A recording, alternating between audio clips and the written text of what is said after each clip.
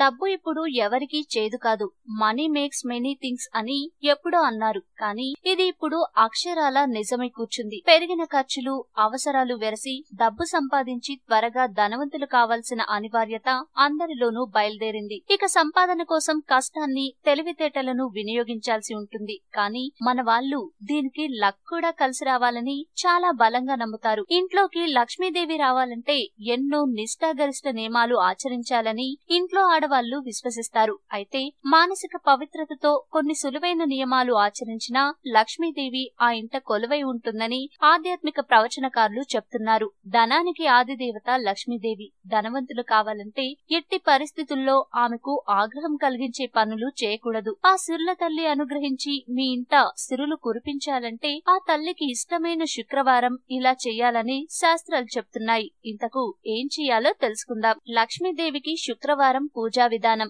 లక్ష్మీదేవికి ప్రతిరూపం శుక్రవారం కాబట్టి అమ్మవారిని రకరకాల పూలతో అలంకరించి నైవేద్యాలు సమర్పించి అమ్మవారి ఆశీస్సులు పొందాలి.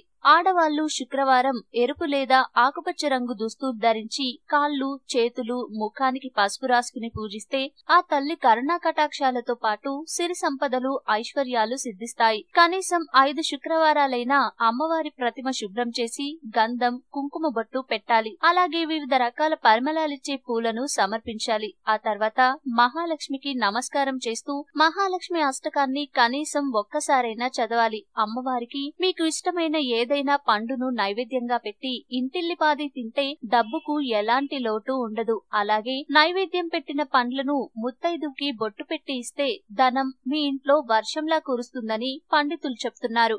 ఈ వీడియో మీకు నచ్చితే లైక్ చేయండి, అందరికీ షేర్ చేయండి, కానీ సబ్స్క్రైబ్ చేయడం మాత్రం మర్చిపోకండి.